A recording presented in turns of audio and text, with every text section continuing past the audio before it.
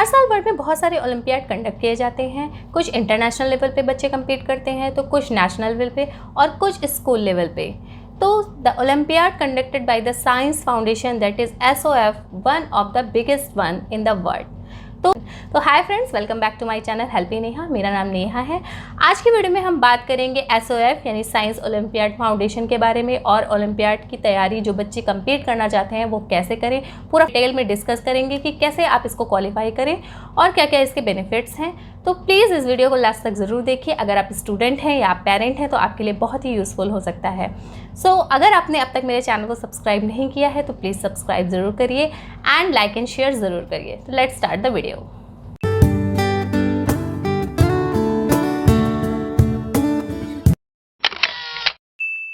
SOF olympiad जो होता है वो स्टूडेंट की लॉजिकल स्किल, रीजनिंग स्किल, उसकी analytical skill and problem solving जो स्किल है उसको इम्प्रूव कराता है।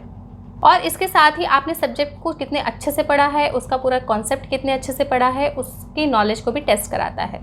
तो SOF के अलावा और भी बहुत से एग्ज़ाम होते हैं, जैसे नेशनल साइंस ओलंपियाड यानी जिसे हम SOF NSO भी कहते हैं, नेशनल साइबर ओलंपियाड जिसे हम SOF NCO भी कहते हैं, international mathematics olympiad SOF IMO, international English olympiad SOF IEO and international general knowledge olympiad जिसे हम SOF IJKO भी कहते हैं। और इसके अलावा इंटरनेशनल सोशल स्टडीज़ ओलंपियाड भी होता है। तो ये ओलंपियाड होते हैं जो सबसे ज़्यादा होने वाले होते हैं और सबसे ज़्यादा कंडक्ट किए जाते हैं और हर पेरेंट चाहता है कि उनका बच्चा जो है इन्हें क्वालिफाई करे। तो गाइस ये तो थी कुछ एग्ज़ाम की इन्फॉर्मेशन। अब हम बात करते हैं कि कैसे करें ओलंपियाड को क्वालिफाई करने की तैयारी या कैसे हम ओलंपियाड के लिए खुद को प्रिपेयर करें। वैसे तो जो ओलंपियाड का रजिस्ट्रेशन होता है वो स्कूल पर ही होता है।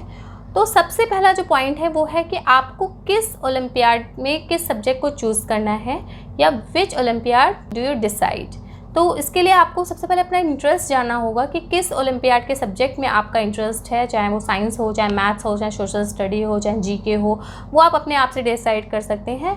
वैसे मैं बता दूं, जो बच्चे इन 6 ओलंपियाड में अपीयर होते हैं और जो बच्चों को अलग एकेडमिक अवार्ड की कैटेगरी में रखा जाता है, तो ये अच्छा होगा कि अगर आप 6 ओलंपियाड में अपीयर होने की कोशिश करें। आप टॉपिक डिसाइड करने के बाद, आप ओलंपियाड डिसाइड करने के बाद आपको उसका टॉपिक पता होना चाहिए। तो टॉपिक पता करने के लिए आप SOF की जो ऑफिशियल वेबसाइट होती है वहाँ से आप देख सकते हो, बाकी जो लास्ट ईयर के पेपर्स हैं आप वहाँ से देख सकते हो।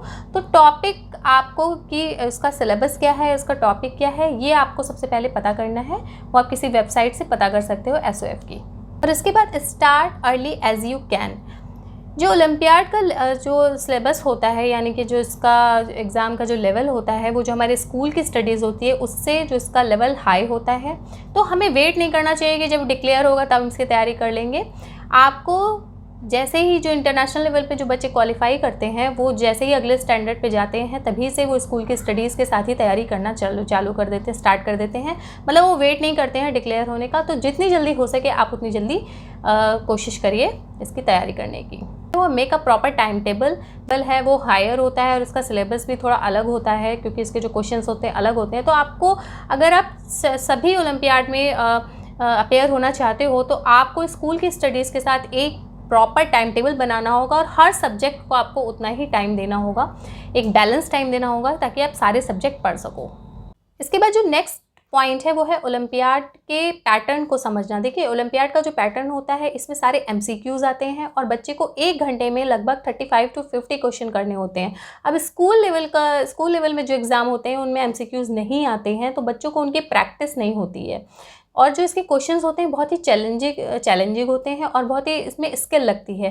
तो आपको बहुत प्रैक्टिस करने की ज़रूरत है ताकि आप उतने ही टाइम पर सारे अपने क्वेश्चन को सॉल्व कर लें और सही पर टिक लगाएं, जिससे कि आप आसानी से ओलंपियाड को क्वालिफाई कर लें। और इन सभी पॉइंट्स के साथ हमें एक चीज़ ध्यान रखनी है कि जो लॉजिकल सेक्शन होता है यानी कि जो लॉजिकल रीजनिंग वाला सेक्शन होता है उसको हमें नेग्लेक्ट नहीं करना है। बहुत से पेरेंट और स्टूडेंट नहीं जानते हैं कि इसमें जो लॉजिकल रीजनिंग है उसका एक अलग सेक्शन होता है, तो उसकी प्रैक्टिस हमें अलग से करनी चाहिए, इसके साथ ही नहीं करनी चाहिए। क्योंकि जो लॉजिकल क्वेश्चन है उसका जो पैटर्न होता है वो हमें समझना बहुत ज़रूरी होता है, तो उसकी प्रैक्टिस हमें ज़रूर करनी चाहिए। और इसके बाद जो सबसे लास्ट पॉइंट है टाइम मैनेजमेंट। जी हाँ गाइज, अगर आप टाइम मैनेजमेंट को नहीं समझते हैं तो आपका जितना भी एफर्ट है वो सब वेस्ट है, क्योंकि जो ओलंपियाड का एग्ज़ाम होता है इसमें काफ़ी बच्चे नर्वस हो जाते हैं और बहुत ही एक सिली जो एरर होती है उससे उनका जो पूरा फ्यूचर होता है वो डिस्ट्रॉय हो जाता है, क्योंकि उनको वापस से फिर से मेहनत करनी पड़ती है। तो एक थोड़ी छोटी सी भी गलती से जो आपका पूरा आंसर गलत हो जाता है, तो इसके लिए आपको काफ़ी प्रैक्टिस करनी चाहिए। कई जो पिछले साल के जो सैम्पल पेपर्स हैं उनके सिलेबस को समझना चाहिए और सैम्पल पेपर को बार बार सॉल्व करने की कोशिश करनी चाहिए। बहुत सारी प्रैक्टिस करनी चाहिए। आपको अपने पूरे सिलेबस को एक बार कंप्लीट करना चाहिए, रिवाइज करना चाहिए और फिर से आपको स्टार्ट करना चाहिए। तो इस तरह से अगर आप करोगे तभी आप ओलंपियाड में फोकस कर पाओगे। और इन सब के साथ आपको सबसे ज़्यादा अपनी हेल्थ का ध्यान रखना है, आपको रिफ्रेश रहना है, फिट रहना है, जिससे कि आप अच्छे से तैयारी करो, क्योंकि जो न्यूट्रिशन होता है play an important role to keeping your energy level up and fresh your mind.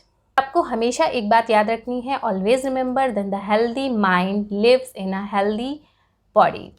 तो अगर आपको मेरा वीडियो पसंद आया हो तो प्लीज़ गाइज मुझे कमेंट करके ज़रूर बताइएगा और मेरे चैनल को सब्सक्राइब ज़रूर करिएगा, ताकि इस तरह की जो इन्फॉर्मेशन है मैं आपके लिए लाती रहूँ। Thanks for watching, bye bye.